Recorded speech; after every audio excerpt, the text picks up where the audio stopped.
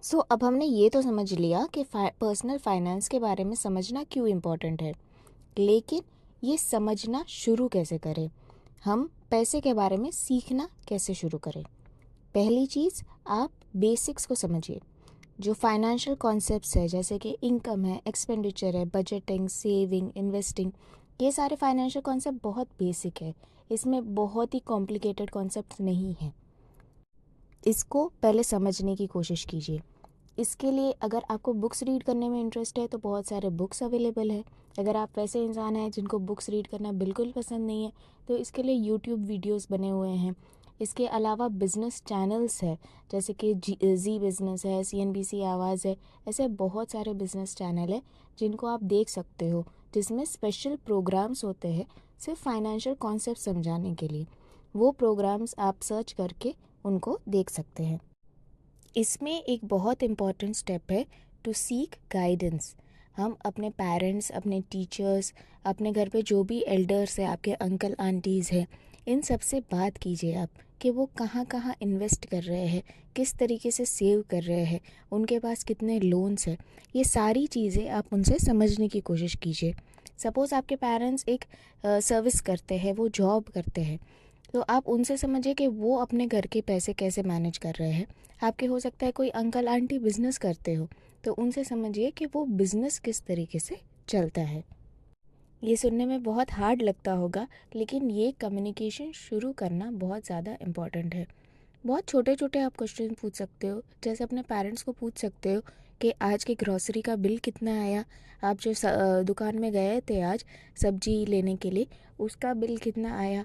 या फिर आप जब सैलरी मिलती है तो आप उससे पूछिएगा कि भाई सैलरी के बजटिंग हम किस तरीके से करते हैं घर पे, या फिर हमारे लोन्स कितने हैं, लोन की EMI क्या क्या है, उसको जानने की कोशिश कीजिए। आप जब ये कम्युनिकेट करना शुरू करेंगे तब आपको बहुत सारे लर्निंग्स मिलेंगे, बहुत सारी सीखें मिलेगी। आपको पता चलेगा कि आपके पेरेंट्स या आपके जो एल्डर्स हैं वो क्या सही कर रहे हैं, और एट द सेम टाइम आपको पता चलेगा कि वो क्या गलतियाँ भी कर रहे हैं। देखिए, गलतियाँ ज़िंदगी का एक पार्ट एंड पार्सल है। प्रॉब्लम ये है कि हमारे पास गलती करने के लिए बहुत अनलिमिटेड टाइम नहीं होता है, तो इसलिए हमें दूसरों की गलतियों से भी सीखना चाहिए। हो सकता है आपके पेरेंट्स ने कहीं ऐसे जगह पे इन्वेस्ट किया हो विदाउट प्रॉपर रिसर्च के, अपना आपके किसी रिलेटिव की बात सुन के या किसी फ्रेंड की बात सुन के उन्होंने इन्वेस्ट कर दिया हो और फिर उनको नुकसान हो गया हो। तो उसको समझिए कि भाई आपके पेरेंट्स ने, आपके रिलेटिव्स ने क्या गलती की है, उनको किस तरीके से चीट किया गया, और उससे आप सीख सकते हैं। एट द वो जो भी पॉजिटिव चीज़ें कर रहे हैं उसको आप सीखिए और उसको अपनाने की कोशिश कीजिए। तो ये हो गया फाइनेंशियल कॉन्सेप्ट को समझने का थियोरेटिकल पार्ट। अभी आते हैं इसके प्रैक्टिकल पार्ट में। आपको प्रैक्टिकली भी अपने एक स्मॉल बजट पे भी, अपने स्मॉल 100 रुपए के साथ भी आप इसको प्रैक्टिकली इम्प्लीमेंट करना शुरू कर दीजिए। आप जितनी जल्दी प्रैक्टिकली इसको करना शुरू करेंगे उतनी उतनी बेटर तरीके से आप इसे सीख पाएंगे। मोस्ट ऑफ बच्चों को एक सॉर्ट ऑफ अलाउंस मिलता है, या तो वीकली अलाउंस मिलता है या मंथली अलाउंस मिलता है। अगर सपोज़ आपको अलाउंस नहीं मिलता तो भी आपको छोटे मोटे काम करने के लिए आपके पेरेंट्स पैसे दे देते हैं कि भाई आप शॉप में जाके कुछ आपने सब्जी खरीद ली या फिर कुछ सामान खरीद लिया, तो जो भी छुट्टे पैसे हैं वो रख लेते हैं। इस तरीके से मैं किया करती थी और इस तरीके से मैं बहुत ज़्यादा सेव कर लेती थी। तो आपको ये जो भी पैसे हैं, पहले आप अभी देखिए कि आपके पास कितने पैसे हैं।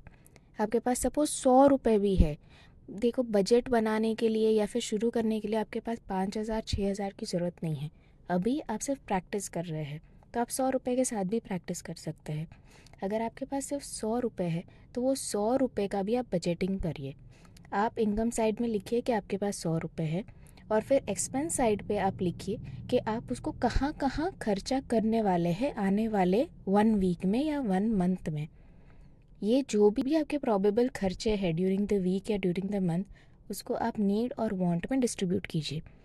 फॉर एग्जांपल, आप अगर साइकिल यूज़ करते हैं या गाड़ी यूज़ करते हैं, उसको रिपेयरिंग की ज़रूरत है, तो आपको लिखना, वो आपका नीड है कि आपको साइकिल रिपेयर करना पड़ेगा, उसके लिए मुझे 50 रुपये देने पड़ेंगे, और वो मैंने नहीं दिया तो फिर मैं कहीं जा नहीं पाऊँगा। तो वो नीड में आप लिखेंगे आप अपने फ्रेंड को कोई पार्टी देना चाहते हैं, बाहर जाके खाना खाना चाहते हैं, भले वो 10 रुपये 20 रुपये का समोसा ही हो, लेकिन आपकी जब 100 रुपये की इनकम है तो 20 रुपये का समोसा काफ़ी ज़्यादा है। तो आप उसको भी लिखिए उसमें कि भाई मैं ट्यूसडे को जाने वाला हूँ 20 रुपये का समोसा खाने के लिए। ये किस चीज़ के लिए है, ये आपको समझाएगा, आपको एक विज़न देगा कि आप क्या क्या खर्चे करने वाले हैं। ये बेसिकली एक प्रैक्टिस देगा कि भाई फ्यूचर में मैं जब बजट बनाऊंगा तो मैं क्या क्या मुझे उसमें एंट्रीज करनी है, किस तरीके से एंट्री करनी है। आपको एक हैबिट देगा बजटिंग करने का।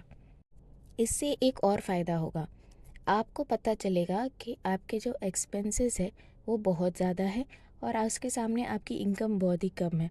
आप एक्सपेंसेस में लिखना शुरू करोगे ना, तो नीड्स में तो चलो फिर भी कंट्रोल में आ जाएगा, लेकिन आपकी जो वांट्स है, आपकी जो इच्छाएं है, वो तो चलती ही जाएगी, उसकी लिस्ट तो चलती ही जाएगी। तो आपको पता चलेगा उसके सामने आपका इनकम कितना कम है। तो आप इनकम को इंक्रीज़ करने के लिए नए नए मेथड ढूंढेंगे। हो सकता है कि आप अपने पेरेंट्स को सामने से बोले कि भाई ठीक है मैं ये काम कर दूंगा और मुझे उसके लिए पैसे इतने आप दे दीजिए। तो इस तरीके से आप नए नए इनकम के एवेन्यूज़ सोचना शुरू करेंगे। वो जो आपका दिमाग चलना शुरू होगा इनकम का एवेन्यू ढूंढने के लिए, वो इटसेल्फ एक बहुत अच्छा प्रैक्टिस है। इसके अलावा आप अपने पेरेंट्स से एक बार बात करके देखिए। अगर आपके पेरेंट्स इन्वेस्ट कर रहे हैं शेयर्स में, म्यूचुअल फंड में, बहुत से पेरेंट्स हैं जिनके पास खुद का डीमैट अकाउंट होगा, बहुत सारे एवेन्यूज़ है, ज़ेरोदा है, ICICI डायरेक्ट है, SBI का खुद का डीमैट का फॉर्मेट है। अगर उनके पास कोई भी अकाउंट है डीमैट का, तो आप उनसे बात कीजिए कि वो आपको एक फ़िक्स्ड अमाउंट दे, 1000 2000 जितना भी अमाउंट दे, और शेयर्स में इन्वेस्ट करना, म्यूचुअल फंड में इन्वेस्ट करना आप सीखने की कोशिश कीजिए। उसमें जब फ़ायदा होगा, नुकसान होगा, तो उससे आपको खुद का रिस्क एप्टीट्यूड पता चलेगा। और साथ ही आपको पता चलेगा कि आपको जब शेयर में इन्वेस्ट करना है तो आपको क्या क्या चीज़ें का ध्यान रखना है, कहाँ पे रिसर्च करना है, किस तरीके से रिसर्च करना है। ये जब आप फ्यूचर में बड़े होके जब ज़्यादा अमाउंट आपको इन्वेस्ट करना होगा, तब के लिए आपको अभी वाला ये जो प्रैक्टिस है वो काम आएगा। पर्सनल फाइनेंस के बारे में कैसे समझने वाले हैं? फर्स्ट, थियोरेटिकली आप कॉन्सेप्ट्स को समझिए। इनकम, एक्सपेंडिचर, ऐसे सारे कॉन्सेप्ट्स को या तो बुक्स रेफ़र करके समझिए या फिर यूट्यूब के दूसरे वीडियोस को रेफ़र कीजिए। अपने एल्डर्स से, अपने फैमिली मेम्बर्स से बात कीजिए, अपने टीचर्स से बात कीजिए। उनसे पूछिए कि भाई ये सारी चीज़ें मैनेज किस तरीके से होती है, आपके फैमिली में किस तरीके से मैनेज होती है। ये सब बात करना शुरू कीजिए और उनके मिस्टेक से लर्न कीजिए। वो जो सही चीज़ें कर रहे हैं उसको अपनाइए। और सेकेंड एस्पेक्ट है, इसको प्रैक्टिकली अपने लाइफ में करना शुरू कीजिए। 100 रुपये हो, 50 रुपये हो, उसको भी बजट बनाने का हैबिट फॉर्म कीजिए। बजट बना के उसके बारे में फिर सोचिए कि भाई आप अपनी इनकम को कैसे इंक्रीज़ कर सकते हैं, आप अपने एक्सपेंसेस को कैसे कंट्रोल कर सकते हैं, एंड फाइनली किस तरीके से इन्वेस्ट करना है। ये सब सीखना अभी से शुरू कर दीजिए। आई होप आप ये सब स्टेप्स आज ही लेंगे। आज ही अपने पेरेंट्स के साथ, अपने फैमिली के साथ कम्युनिकेट करना शुरू कर दीजिए और आज शाम को ही एक पेन और पेपर लीजिए और ये सारे पॉइंट्स लिखना शुरू कर दीजिए, अपना बजट शुरू कर दीजिए और दिमाग चलाना भी शुरू कर दो।